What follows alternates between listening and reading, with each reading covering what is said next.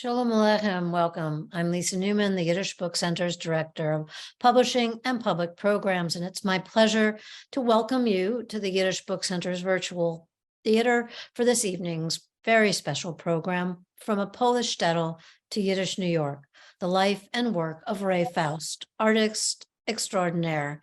Tonight's program is being presented in conjunction with the recently opened exhibit of Ray Faust's work, currently on view at the Yiddish Book Center in Amherst, Mass, Sunday through Friday, 10 a.m. to 4 p.m. Before we get started, a few things to note. Your video will be off and your audio will be muted throughout the program. You can send us any of your questions via the question panel located at the bottom right of your screen. We ask that you keep questions short and please refrain from sending comments so that we can try to get to all the questions this evening. I'm really excited to introduce this evening's program and the presenters. Barbara Kirshenblatt-Gimblett is the Ronald S. Lauder Chief Curator, Core Exhibition at POLIN Museum of the History of Polish Jews. Barbara has worked with the Yiddish Book Center, curating an exhibit of Ray Faust's painting and drawings at the center in Amherst, Massachusetts, and as I mentioned, currently on view. Ray Faust was born in New York City. His father was Harold Faust, his mother, Sheba Faust. His paternal grandmother was Ray Faust. Barry grew up in the Bronx and graduated from the Bronx High School of Science. Robert Lehrer was Ray Faust's nephew. He is now retired, but was a professor at the School of Medicine at UCLA. Welcome, Barbara, Barry, and Robert. I'm going to sign off and hand the mic to you, Barbara. Thanks. Thank you very much, Lisa. Warmest congratulations on the exhibition. I would encourage everyone who can make it to the Yiddish Book Center to see it. I also want to express my enthusiasm for the Yiddish Book Center's decision to acquire the oeuvre of Ray Faust and to thank Barry for donating this extraordinary collection of work to the Yiddish Book Center. It has truly found its proper home. And I think that the current exhibition, tonight's program, the beautiful spread in Packenträger a little while back are all indications that the Yiddish Book Center treasures Ray Faust and her legacy. And that is enormously gratifying for me, and I know for Barry and for Robert as well. So I would like to, I prepared a little PowerPoint. I want to bring it up and use it as a kind of visual touchstone to our conversation. So if you'll just give me a moment and I will bring it up. Here we go. And here we are. And so it should actually be from a Polish shtetl. In fact, Tomaszów Lubelsk was a shtetl, but Ray and others often referred to it as a shtetl, as a city rather than as a town. But it was only about 10,000, well, a little over 9,000 people, and about half of the population was Jewish. But I wanted to start with one of the few family photographs that we were able to obtain. And I wanted to ask Robert if you would walk us through this photograph. Tell us who's who, what the relationships are, and then I have a couple of questions for you. I think actually you may want me, Barry, to do that. Oh, sorry, I meant Barry. Yeah, okay, thanks.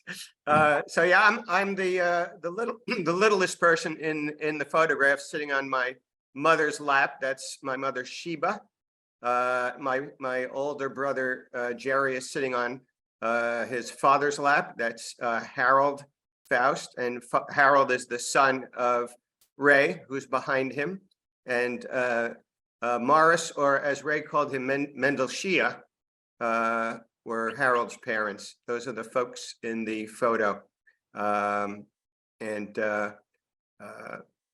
If anybody is curious about what my brother is wearing on his shirt, he had broken his leg, and that was to keep up he had a hook in the back of his shoe, and that kept his leg up in a sort of in a sling. Unbelievable. So Barry, I wanted to ask you, this photograph do you know where this photograph was taken and when? That's a good question. I'm looking in the background now. I do not know where it was taken, but judging from the look of me and my brother, I was born in 55. I was probably 8 or 9 years old. So I'm guessing this was in the early 60s, 63, 64. Right, because it's around then that Ray moved from the Bronx to Chelsea, to what is now Chelsea. So, but it doesn't look at all like the interior of her apartment, as we'll see in just a moment. And then in a moment, I'm going to ask you both about your, well, let me start by asking you both about your earliest memories of Ray. When is, Barry, can you recall your earliest memory of Ray? The earliest memory was when she lived in the Bronx and had her own little art studio near what at the time was NYU, and what I think NYU's Uptown campus, what I think may now be Bronx Community College campus, and what may or may not still be the Hall of Fame. She was walking distance from that in sort of in the Fordham area of the North Bronx. But my most vivid memory of my grandmother was just the scene in her apartment in Chelsea. As you folks have probably already gotten a little bit of a little glint of, is she was a prolific artist, and she had a little 1-bedroom apartment, but it was literally wall to wall, floor to ceiling, 3 deep paintings. Everywhere you went in that apartment, there were paintings, probably there were definitely hundreds of paintings in this little 1-bedroom apartment. Yeah, and I have some images of that we're going to show in just a moment. So Barry, what is your earliest memory of Ray? I guess you're asking Bob. Interesting question. My earliest memory is we would always see Ray and Mendel Shear, her husband, on Sunday. My father had a grocery store in the Bronx. It was open Monday through Saturday, pretty much the whole day, and Sunday was the day for family. Ray was his only sister. Sunday was usually spent going to visit Ray's father, Getzel, my grandfather. Sometimes Ray would be there. Sometimes we would get together with Ray and Mendel Shear. I remember wondering if Mendel Shear could actually speak because he was so quiet. That was, of course, before I got married myself and understood how this happens. So let me ask this. How did you refer to her? Did you refer to her as Rachel, as Ray, as Bobby? Like, how did you actually refer to her? Well, she was Ray. She was my Aunt Ray or Tante Ray. I think later we'll see some of her pen names, and the one that just makes me laugh for her articles in the Yiddish press was she was Fay Ray, which Yeah, exactly. Barry, how did you refer to her? I referred to her. I was lucky enough to know all 4 of my grandparents. So my grandparents on my father's side were Grandma Faust and Grandpa Faust. I referred to her as Grandma Faust. Okay. So I put together as many images of the family as I could. This drawing looks to me like it was based on a studio portrait, a studio photograph. And we don't, I don't know whether you have in your possession or other family members have in their possession photographs from the old country, but this definitely, I can tell from that little pedestal on the left, it looks like a family photograph, and it's hard for me to know. I know that Ray and her siblings, now, did she have a sister and a brother? No. So far as you know? She had 2 brothers. 2 brothers. Moshe was the older of the 2. He was a few years younger than Ray, and she had a very young sibling when this was probably done, and that was Ben Zion, Benjamin.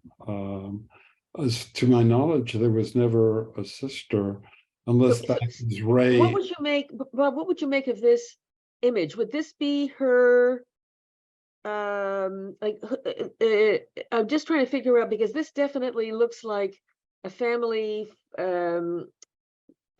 group from a photograph, and some of the images are similar to what we see elsewhere, which would have been her in all, either her grandmother or her mother. Probably it could be grandmother, mother, Ray, and the brother.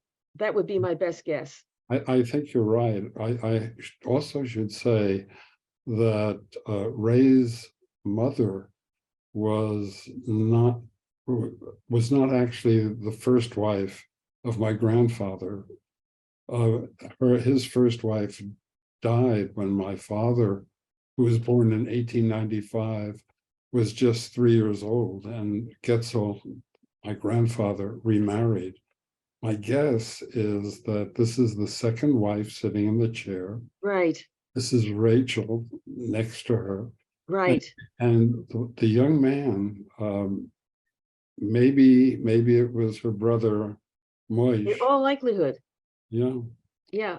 I think that's, but it definitely, I thought it was interesting that it looks like it's from a photograph. Now I have here, and this, I think is Getzel. This is Getzel for sure. And these are interesting. These images are all from the 50s. And it's quite interesting because she starts painting what we know as her oeuvre. She really starts in the 30s, so far as we know, in the United States, although she was already drawing as a kid, as a young person in Poland. And we have lots and lots of images of him.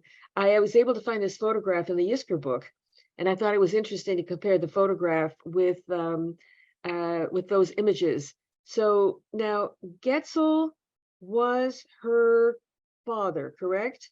Correct. And you knew him. Oh yes, I knew him very well. Well, how would you describe him? Well, in the old country, Getzel was a manufacturer. He said he was a bristle manufacturer, which translated meant that he had a workshop where they incorporated bristles, pig bristles, into paintbrushes. He was not, and when he came to this country, which he did in 1914 with my father, who was then 18 years old, prime draft age, he became a house painter. He was not a painter in the sense that Ray was.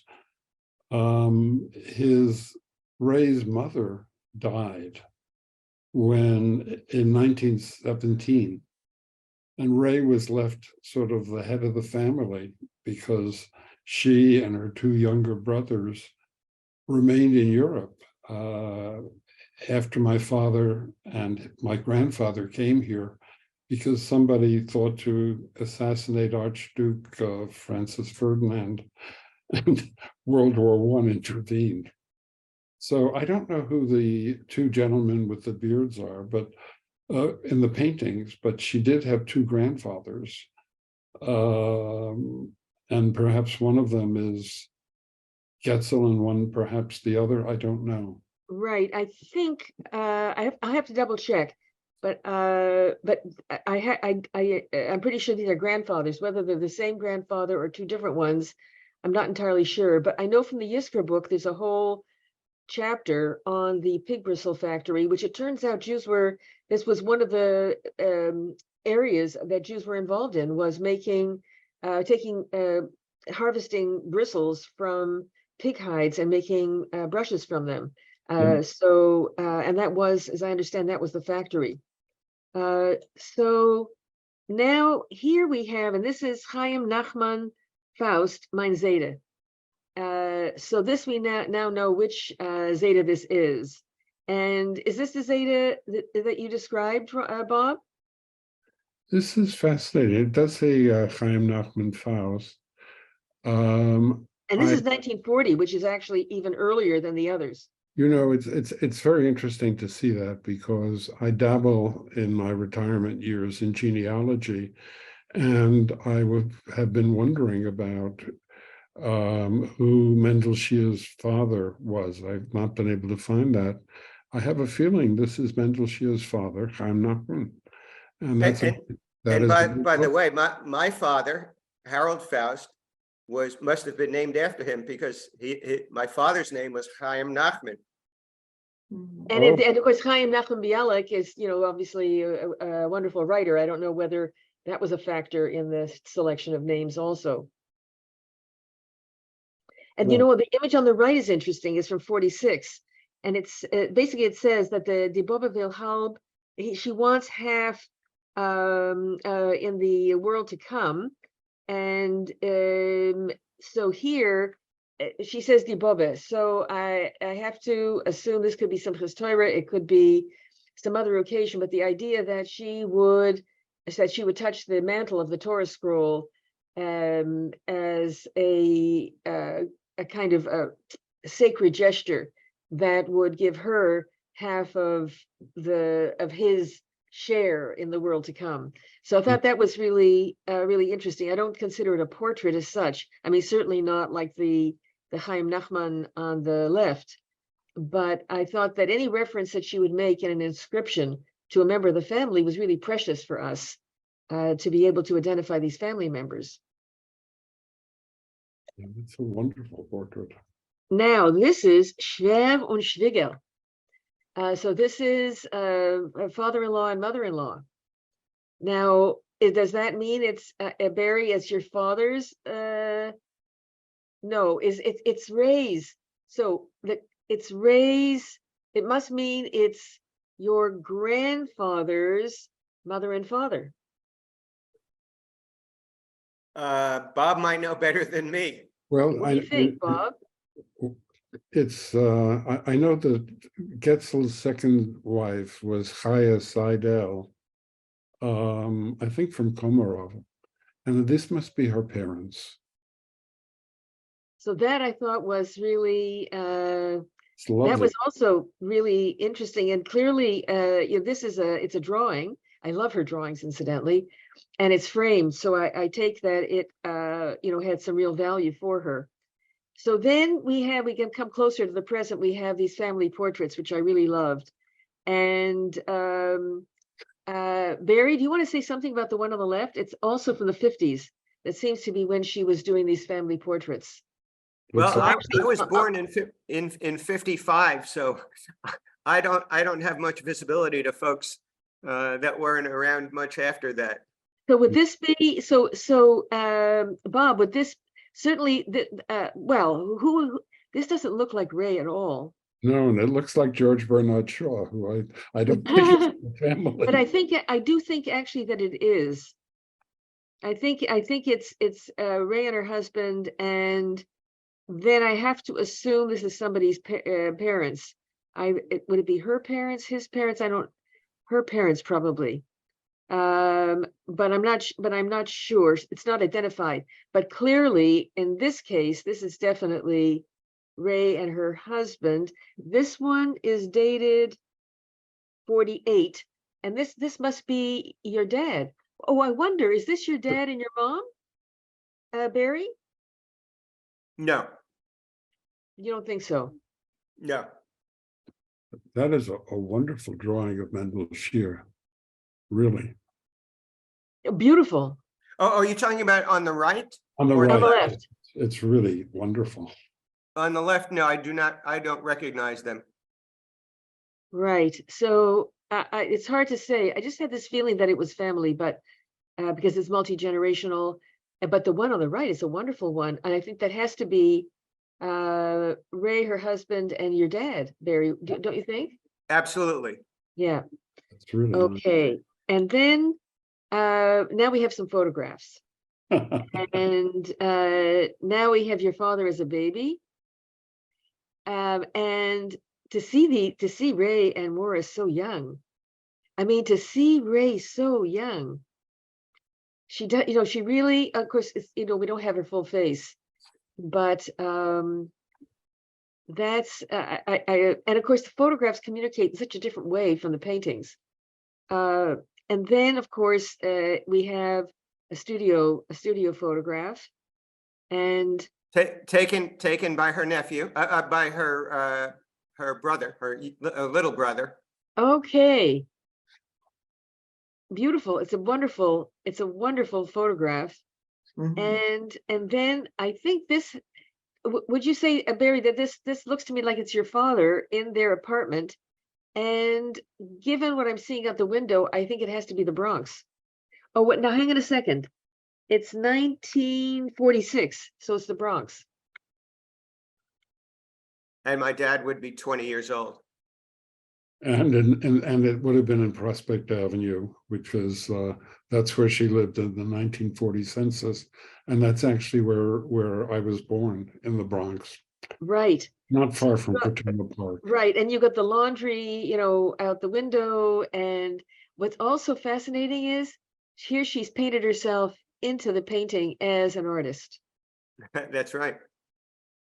Because I have this feeling that although she was a writer and an artist, that her sense of herself as an artist was really strong, really, really strong. And we can see it in her self-representation. We'll see some other wonderful examples of it. Now, of course, this is nothing like the apartment, Barry, that you described, which I also experienced. And we have some very nice photographs to give a little bit of a sense of it, which I'll show in just a moment. But I love this painting. I think it's a wonderful painting. And also these are early. These are from the 40s, the 50s. And it's the late 30s that she's really starting to really paint. Okay, and this is 1943. Would this be your father's graduation picture, Barry? Yes, high school graduation. High school graduation. She was obviously very, very proud. Now, this is from the 70s. And That's Barry. who's who in this? I'm the guy on the right. The guy on the left is my older brother, Jerry. Okay, so there's a number of portraits of the boys, of you and your brother, and a portrait of Bob on the right. Bob, do you have that portrait? Do you own it? Absolutely, it's hanging up about 15 feet from where I'm sitting now. Wonderful, wonderful. And on the left, is that you, Barry? It is. It is you, and that's 71. So, and these are really wonderful. These portraits, they're very special. And then some other lovely photographs of Ray as we are going to transition in just a moment. And I wanted to now just very briefly go over sort of the main sort of points in her life story, and I would really welcome your comments. So first of all, Bob, what do you think about these pen names? I think they're wonderful. F. Ray, Fay Ray, F. Reish, Rochel Bas Yankiv. And then there was another one you said, Fay Ray, was that the one that you Yes, mentioned? because that was in the movie Godzilla. The star was Fay Ray. She also sometimes called herself by Rachel Ray. Yes, you're quite right. And she was born Rochel Lehrer. Now, I had a question for you. How come, Barry, you're Faust and Bob, you're Lehrer? Because Rachel's maiden name was Rachel Lehrer, and her husband, Ray's husband, was Mendel Shia Faust. It all makes sense. Oh, okay. Oh, I understand. Okay, so in a nutshell, she's born in Tomaszów-Lubelsk in Poland in 1900. And as I said earlier, this town in 1913 had over 9,000 people, and more than 4,000 were Jews, about half the population, which is really characteristic that where Jews settled, they settled in towns and in cities, and they formed a substantial portion of the population, maybe as little as 30%, maybe as much as 60, 70, or even 80%. Now, apparently, one of her grandfathers was a sofer, a person who wrote the Torah scroll by hand, would write mezuzahs, and other things of that kind.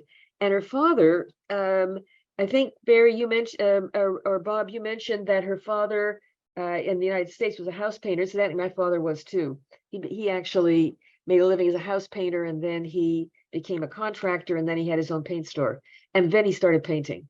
So, there's a little bit of a connection there.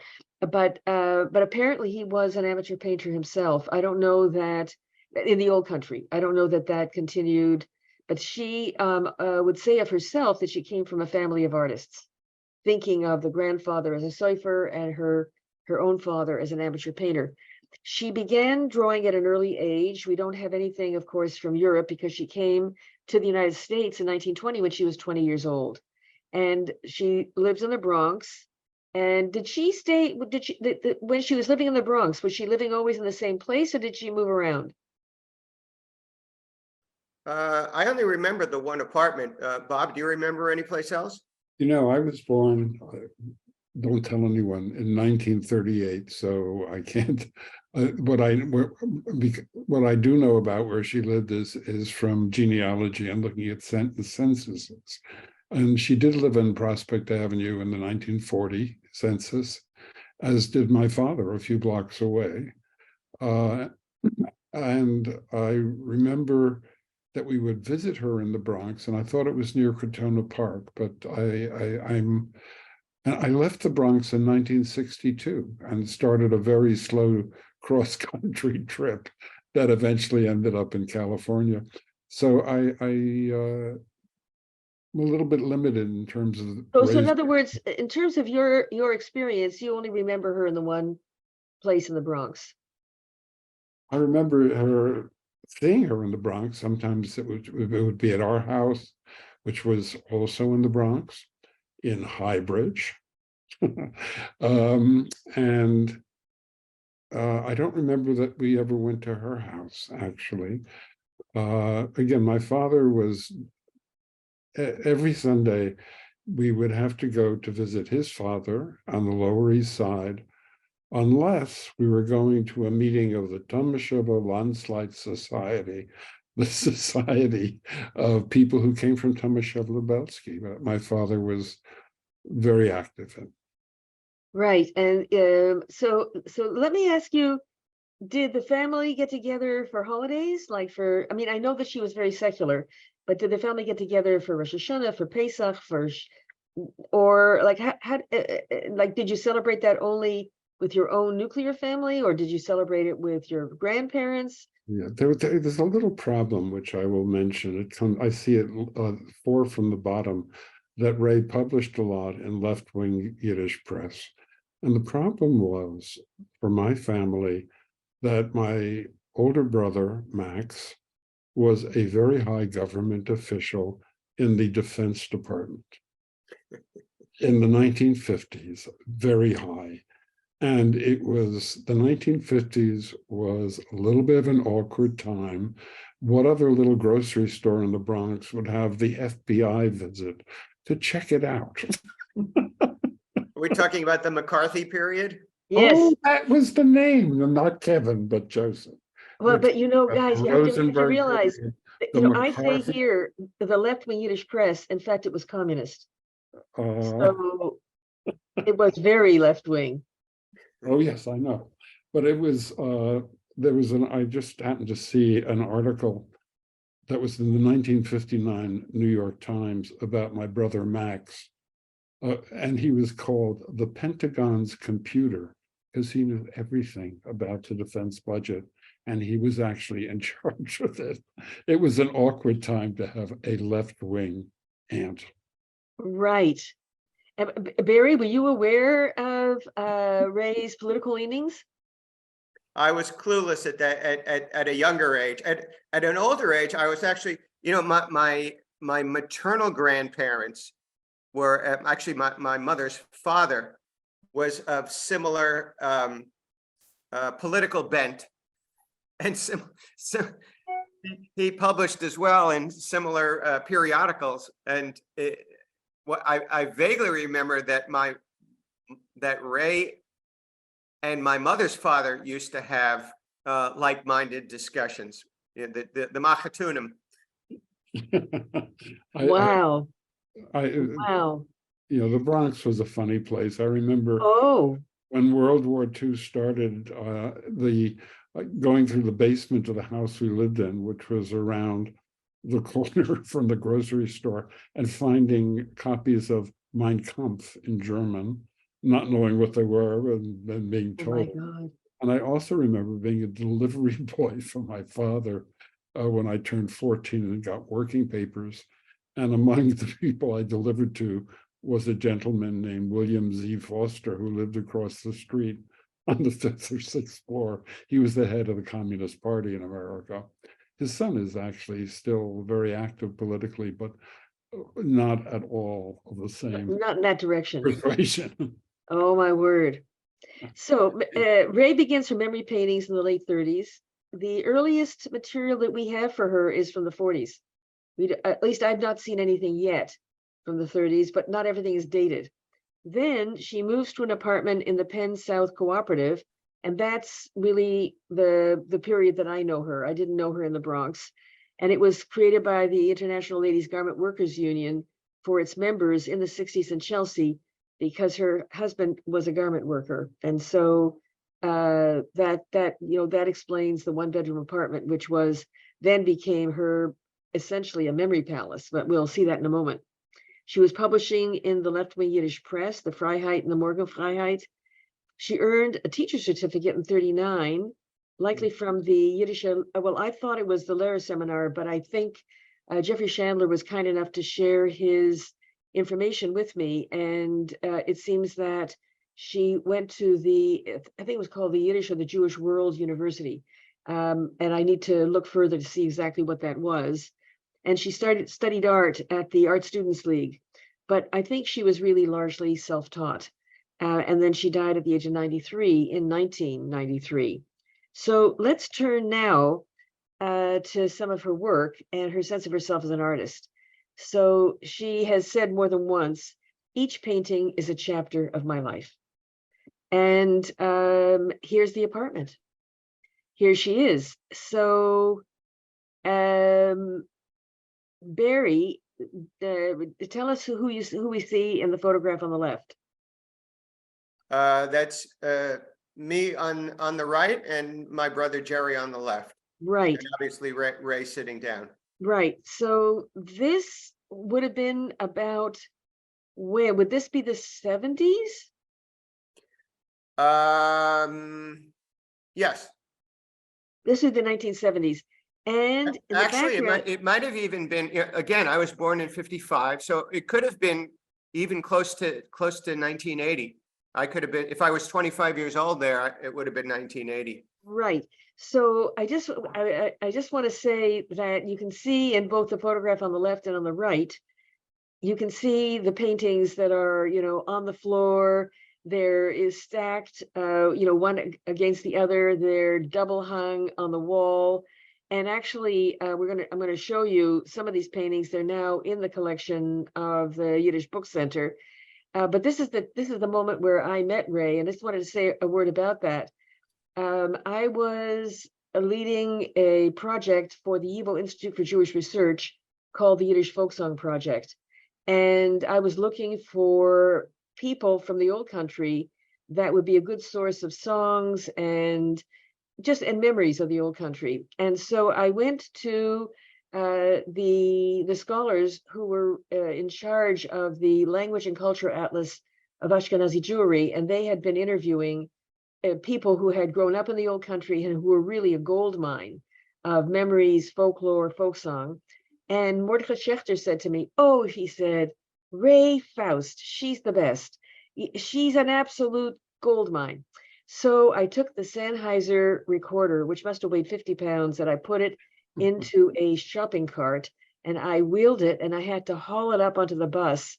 And I was coming from 125th Street and Riverside Drive. I took the bus all the way down to Ray, and I wheeled this tape recorder, into the apartment, and I met her. And well, I have to tell you that her first comment was, "No, you're not going to record me. You are going to write down exactly everything that I say." Well, you can imagine how that interview went. So it was being clear to me that a normal interview with a normal recording was not in the cards. She had been recorded, in fact, by the Language and Culture Atlas. But and then as we got to know each other, and I found that if I wanted to take notes easily, it would be on the phone. But recording her was out of the question.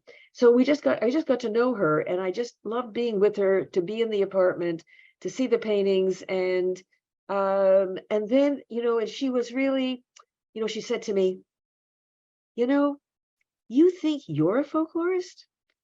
I'm a folklorist. And you know what? And actually she's right. I mean, what she knew outclassed anything that I knew that I could learn at the university. What she knew was just simply unparalleled. She was really just totally exceptional. And what I do remember, Barry, is that you were very devoted to her. And I remember she loved you dearly, and that you used to come to visit her regularly, bring her groceries, look out for her. You were very devoted to her. I mean, what was your relationship like with her, really during the, I would say, 70s and 80s? Yeah, the last probably 10 to 15 years of her life, I was basically a little bit of grandson and caretaker. I paid her bills, did her shopping, took her to the doctor, etc. Yeah, you were very devoted to her, and she just, she was, I'll put it simply, she was a difficult person. And but she understood and really appreciated, valued, and loved, and was so proud of you. It was wonderful, and I was very aware of how devoted you were to her. And Bob, do you remember her from this period as well? I, as I say, left New York in 1962 and very seldom went back. I did want to point out on the photograph on the left that it was taken by the Howard Studio in Trenton, New Jersey. That was actually the studio that was run by her younger brother, Benjamin Lara, and named after his son, Howard Lara. Okay. That was the Howard Studio. Okay, good to know. I would also, excuse me for, but I feel compelled to interject that while she might have said that she was the folklorist, not you, she was very proud of her association with the wonderful Barbara Kirshenblatt-Gimblett. Oh, thank you, Barry. Well, I was very fond of her, and and also she was quite solicitous when I brought this enormous Sennheiser, tape recorder, 7-inch reel to reel, from those days. And she actually went with me to the bus because she was worried I wouldn't be able to get it up onto the bus and make it home safely. And not that she was in any position to lift it. So the next set of photographs and paintings, which I just love, are ones of her as an artist. And so my question to you is, at what point did you, maybe it was that you always knew that she was an artist, a painter, or was there a moment where you kind of came to some kind of an awareness of her, that this is not only your grandmother or your aunt, but that this person's actually an artist? Did that, or was that just somehow so taken for granted it wasn't noteworthy? Yeah, if she was always, from as early as I can remember, she was a painter. So that was just, I just knew my grandmother was a painter. And did you were you interested in the paintings at all? Did you pay attention to them? Did you have any favorites? What did you think about them? My favorites were her paintings of the Bronx Botanical Garden. Yep, I'm going to show one of those in a moment. Interesting. And Bob, did you have any favorites? I'm trying to think, I was not aware of the extent of her work or really how charming it is to see. So this has been a wonderful learning experience for me. Wow. So let's have a look, because you mentioned her studio in the Bronx. And so first of all, and there's the Botanical Garden in the back. So clearly this one is 72. So, but nonetheless, she loved to do still life. She loved to do flowers. And this, I'm trying to figure out, this seems to be some kind of a combination of a view of the Botanical Garden, but it also seems to be somebody's interior with books. I'm not quite sure, but the main thing is it represents her with her easel. And then we have her outdoors, and she used to go to Camp Boiberik, a Yiddish camp. And that reminds me, Bob, you speak Yiddish, right? After Abyssal. Abyssal. So, and Barry, did you ever speak Yiddish? You know, sadly, the few Yiddish words that I learned were depending on when I was a little boy. I had the ability to be, some people would say, even as a big guy, on the obnoxious side. So I went from either, if I was being good, I was a Zisa Yingala, and if I was being my usual self, I was a Nasa Shmata. Oh my goodness. So, but other than that, I just know a few Yiddish words. I do not speak because Yiddish. she was passionate about Yiddish. She was, and in fact, I would point out that my father shared with me that he did not speak a word of English until he went to public school. In kindergarten, he had to learn English because at home they only spoke Yiddish. Right. She was passionate about Yiddish. She wrote in Yiddish, and she went to Camp Boiberik, and she published in Yiddish press. So I have a feeling this would have been probably at Boiberik. But then I just love Ray's art studio, and the Golden Apava, the Golden Peacock is there. And then we've got a Bes Medrash, Nusach Sfarad on the left. And then we've got a beauty salon on the right. And then we have her outside on the street painting a street scene. And then we have her on the inside painting, presumably from life, with a model. And of course, the flowers, because she did a lot of paintings with flowers. And none of the paintings in this set of images are what we think of as her really classic shtetl pictures in particular. But I just thought this set of paintings really communicate how strongly she understood herself as an artist. So her Yiddish interests, the Golden Apava, which is a metaphor for the beauty of Yiddish literature and poetry and song.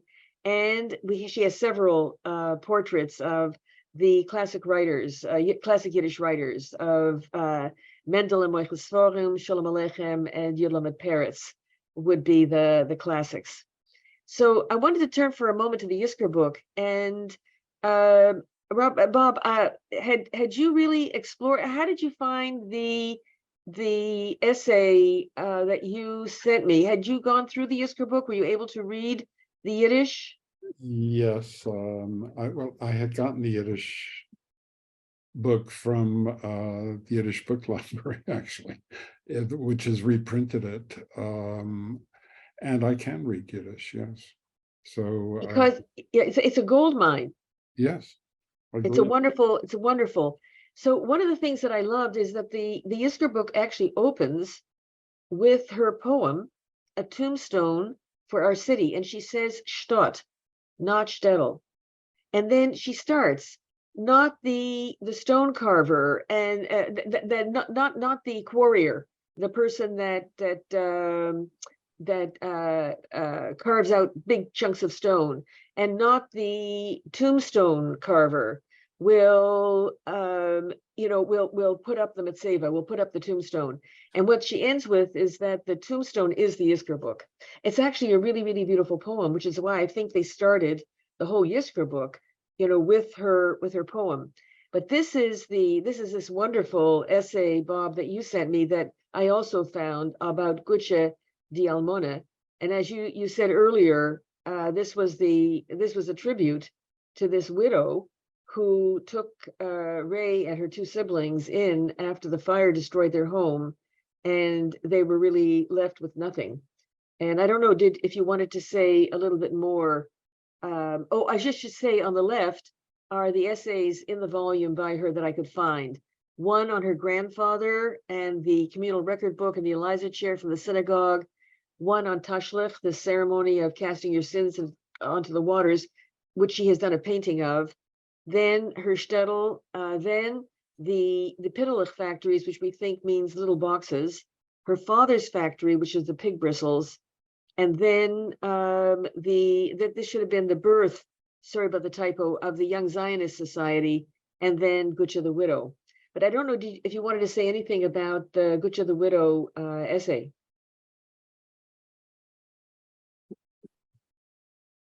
Well, it really brings me to tears.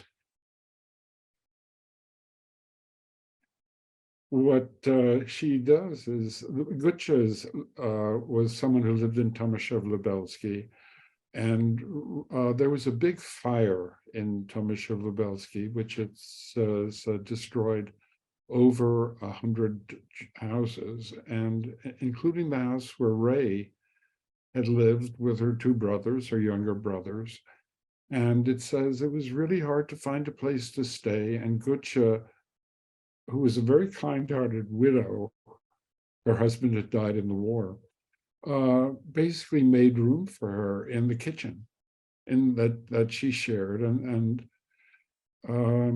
it's just a very moving essay. Yeah. And it's a beautiful account because it says that she was a young woman, 37 years old when she was widowed, and that she was very pious, as a result of which she covered her hair. So here I think she's wearing a wig, but in the text it says that she covered it with a kerchief, and that she had a lovely face, and that she had that she was very kind to the poor. So it's a very, very beautiful portrait of this woman. So it was as Gitche Schwartz. Yeah. So turning, we're going to wrap up in a few minutes because we want to leave time for questions. But I did want to at least look at a few of the paintings in two groupings. One, what she remembers about growing up in Tomaszów-Lubelsk, and the other about the United States, about America, and especially, of course, her beloved Bronx Botanical Garden. So she said once to to a former student of mine, Gloria Pletkin, who wrote a master's thesis about Ray, and Ray said, I am painting a life that is lost when I am painting Jewish life. And so here it is. And I thought you might like to compare a photograph of the market square in her town. And I mean, this is, it's actually, she calls it's called a city in the Yister book, although it's 10,000 people. And then her beautiful image, her beautiful painting of Market Day in the town. Another Market Day painting, which I think it says 82. And the later paintings, her eyesight started to fail, and so the later paintings are, they're less detailed, but they're very, very beautiful also. And then 1938 on the left is another market scene from her town. I happen to adore her drawings, and I thought it'd be interesting to compare the photograph on the left with her drawing on the right. And her drawings have kind of a freshness and spontaneity to them that is really different, a very, very different. And here, it just says here that it's a street, and that I have to look more carefully to see what else it says. Well, this is a beautiful masonry synagogue, and what we get from Ray, I mean, obviously there's a postcard photograph of it, her painting, which is wonderful, but then her drawings show you the interior, which is very, very special. This is 1987, so this is really coming towards the end of her life, and you're getting the signs of the zodiac and Abraham and Isaac. You're getting the water, the water that's used for the Negelwasser to wash the hands before entering. And I think it's really beautiful. And then this one is amazing. because here she's actually trying to show you what's going on in the synagogue, and she's showing you the entrance, the foyer, the Polish on the right. She's showing the women's section and a balcony up on the upper right. She's showing some of the paintings that must have been a wonderful painted ceiling, the Yom Kodesh, the Torah Ark with the lions, and this could be the beginning of, this could be actually this has to be Simchas Torah, because there are too many people with Torahs walking around. So that's because actually I bought a wonderful big painting of hers for Simchas Torah, out of this world. And then these domestic scenes, and in one of her poems for her town, she talks about onion pletzlach, which were like a flat onion bread with poppy seeds, very, very famous from the Lublin area. And this looks to me like baking of these pletzlach, but a wonderful, wonderful image of the interior. The Sabbath, we don't have 1980, this is also 1983. And you can see the second room with the cradle. And then, of course, other Sabbath, Shavuos, but she did many of the holidays. And then one of her favorite themes was the blessing of the new moon. And that painting is in a collection. I don't think that it's in the material that the Yiddish Book Center has, but this drawing is very much like what you would have seen. And then Tashlich, the casting of sins on the water during the period of the high holidays. This is 75. And then the outskirts, she's a number of beautiful paintings of the outskirts of the rural area around the town. And then also what she calls this the farmer's synagogue. So in this rural area, it must be a village. There would have been a one-room synagogue, so to speak, with a Torah ark, a Torah scroll, and someone. So on America, very quickly, I love her patriotic paintings, the Emma Lazarus, but these are politically very aligned with her values. So, this is 1986. So this is Emma Lazarus and her poem about America welcoming immigrants. And then Harriet Beecher Stowe. And I have to have a feeling that she saw a painting and that she copied it. And so it would be, and I didn't have the opportunity to try to find the painting that her painting is based on. And of course, the Bronx Botanical Garden, which she just absolutely loved. And then from her Manhattan apartment, the Empire State Building, the Chrysler Building, Central Park, a hot summer day. Some of you, this is a barrel over a fire hydrant, which, I think is kind of iconic for New York. And then Camp Boiberich, which is the sort of the epicenter, the summer epicenter of Yiddish. If Bronx is Yiddish in the winter, Boiberich is Yiddish in the summer. And then finally, her photograph and her self-portrait. So I thought that's the end of the images that I wanted to show. But before we open it up to a few questions and comments from our listeners, I just wanted to ask you, when you see these images now, what's your reaction? What's your response? What are you thinking? What are you feeling? And especially Bob, because you have less familiarity with her oeuvre. But they're stunning.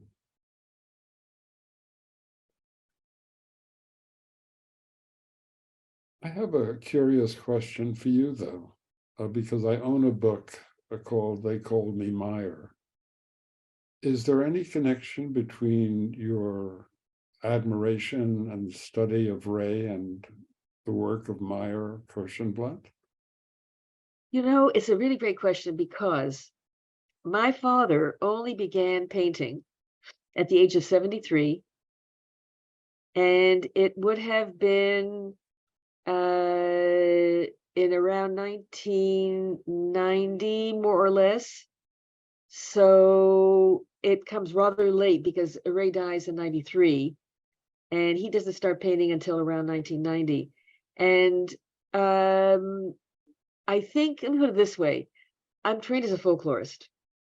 And so and I have a tremendous respect for, well, what are called self-taught artists. And although Ray did, I think she went to the Art Students League probably, but I don't think of her as an academically trained artist. I really think of her as self-taught, which I think is a better term than the usual terms, folk art, outsider artist, naive artist, etc. There's nothing naive about her. But self-taught, I think, is a good characterization. And I've always had an enormous affection for the freshness and the directness and the connection to memory. And in her case, lived memory. And this is somebody who was born in 1900 and left in 1920. That's really early. That's really early. So yes, there's a connection, but it's more through my appreciation and love for this kind of creativity, I would say. So Barry, what are your feelings and thoughts when you see the work? Well, I guess I'm impressed, with I'll just call it her spirituality, and it may not be evident in her work, but her toughness. She's a little person with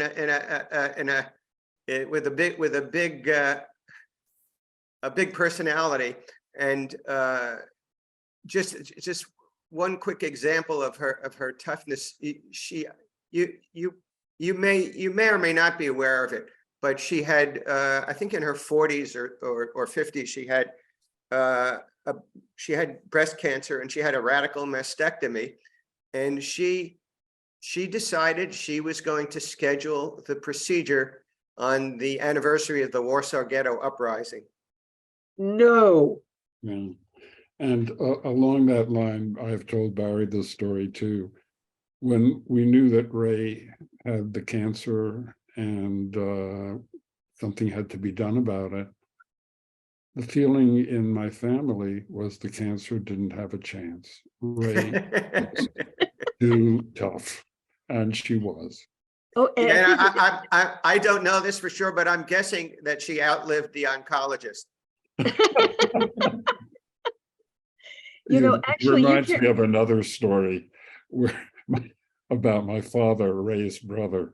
He had a diagnosis of something called Berger's disease. We don't use that diagnosis anymore, but he went to a doctor who said, this is a very serious condition. You're going to lose your ability to walk, and you may lose your legs. And my father said, I will walk to your funeral, which he did. And this is Ray's brother. Oh my word. Well, your characterization of her, that she was petite, but fierce. And she had a big personality and very, very, very strong. She took no prisoners, and me among them. So, but she was such a special, creative, interesting, totally unique person. And it's been wonderful talking with you about her. I know that although our time is up, I know we can go over a few minutes. And so I would kindly ask Lisa if there are any questions from our listeners that we might have just a few minutes to take. Yes. And first, thank you. Oh, what a, wonderful evening, and what a wonderful way to sort of get to know Ray Faust and her work. So thank you. And quickly, I guess, did she get recognition during her lifetime? She was exhibited at the Yale Institute for Jewish Research. It was a very nice small exhibition. She was included in a Smithsonian traveling exhibition. And she showed in various art shows. Often they would be like her still life or other, not the sort of paintings that we think of as being kind of at the center of her oeuvre. Mm-hmm. I would say that I think that if it were today, today she's getting the recognition. You're giving her the recognition. And let me just add that I think she's quelling in her grave right now. We like to think so because it's very heartening to have this work at the center. Everybody's response to it has been just tremendous so far. Do you remember her painting you, or what was that like? Did you have her work in your homes? Well, let's start with the first one. Did you sit Um, for those paintings or did you yeah. paint from photographs? I never posed for a painting, no. Bob, did you? No, she painted my bar mitzvah picture from a photograph that was probably done by her younger brother, Howard, Benjamin, who came to the bar mitzvah. And do you know how she came to painting? I mean, she obviously was passionate about it. We only, what we know is that she was already drawing or doing something as a kid, as a young person in Poland. And then the next thing we know is that during the late 30s, she really starts to paint. But unfortunately, at this point, we don't know anything more. And she doesn't tend to write about herself. She tends to write, when she's writing about what she remembers about others. So we're not really getting autobiographical. At least I haven't seen anything that she's written that is more like a memoir autobiography where she is the subject. She is usually remembering somebody else, her father, her grandfather, the widow, the town. And the postscript to the story is her son, my father, was a professional artist. Oh, that's right. What kind of art did he do? Well, he by profession, he was a commercial artist. He did things like newspaper and magazine layouts. I used to tell everybody I loved the smell of rubber cement, which answered a lot of questions, because he would use that for retouching. But he also did as a hobby. He did some paintings. My favorite actual painting. It's not in your PowerPoint. But my favorite painting of my great grandfather, of Ray's father, was a painting that my father did. Do you have your father's paintings? I do. I don't have it with me because I'm living out of a suitcase at the moment, but I do have many of his paintings.